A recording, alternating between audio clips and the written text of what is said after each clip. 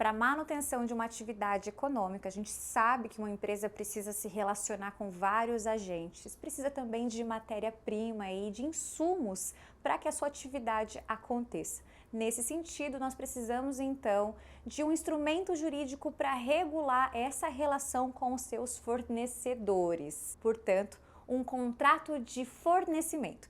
Meu nome é Fernanda Moreira, eu sou advogada empresarial e esse é o nosso canal para falar um pouquinho sobre direito aplicado ao mundo dos negócios.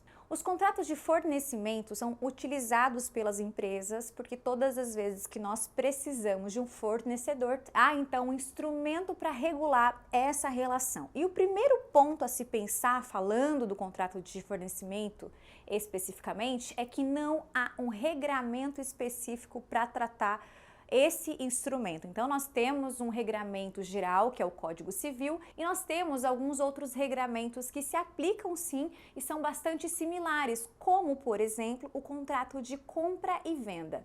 Na verdade, em essência, o contrato de fornecimento é como se fosse uma compra e venda continuada, de trato sucessivo, e por isso então traz a nossa primeira preocupação. Como esse contrato ele se alonga, se arrasta no tempo, nós precisamos de um instrumento que tenha o cuidado de pensar no que pode acontecer no curso dessa relação, especialmente se você é o fornecedor e se obriga a manter aquelas obrigações por tanto tempo assim. Por exemplo, pode ser que um contrato de fornecimento para entrega de material de construção sofra uma alteração nos preços. Esse é um mercado bastante volátil.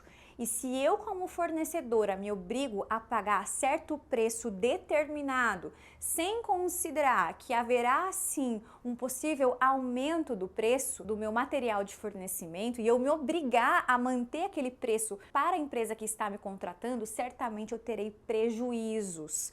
Por outro lado, a empresa que está contratando gosta de ter um relacionamento com o fornecedor que traga certa previsibilidade no que diz respeito ao preço. Então, qual que é a saída, Fernanda? Bom, a saída é que a gente tenha, assim, um valor pré-determinado, mas que haja uma expressa previsão contratual de que sim, poderá haver um reajuste contratual a depender da oscilação do mercado. Falando ainda do curso do tempo, nesse contrato, a gente precisa entender que pode sim ter outros eventos imprevisíveis que impeçam o fornecedor de continuar prestando aquele fornecimento sucessivo. Vamos pensar então no cenário da Covid-19, ninguém esperava por aquele acontecimento e então qualquer fornecedor que tivesse obrigado a fornecer certo material, com certeza teve problemas ao cumprir esse contrato. Por isso é tão importante que nesses contratos de longo prazo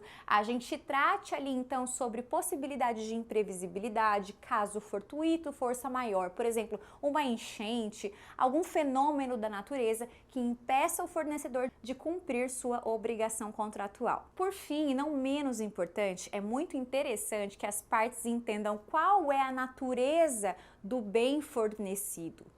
Porque para isso a gente vai precisar de uma certa logística. Então imagine você que há um fornecimento de um produto altamente perecível, como são os alimentos. O gênero alimentício precisa de um cuidado um pouco maior.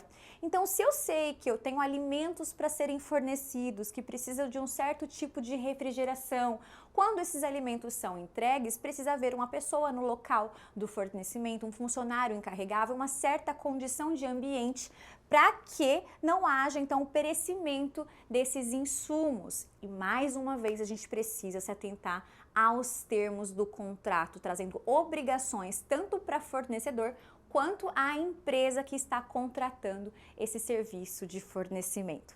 Se você quer saber um pouquinho mais sobre esse instrumento jurídico, comenta aqui que eu respondo você, e caso você queira conhecer algum outro tipo de instrumento jurídico aplicado ao mundo dos negócios, me deixa aqui de sugestão.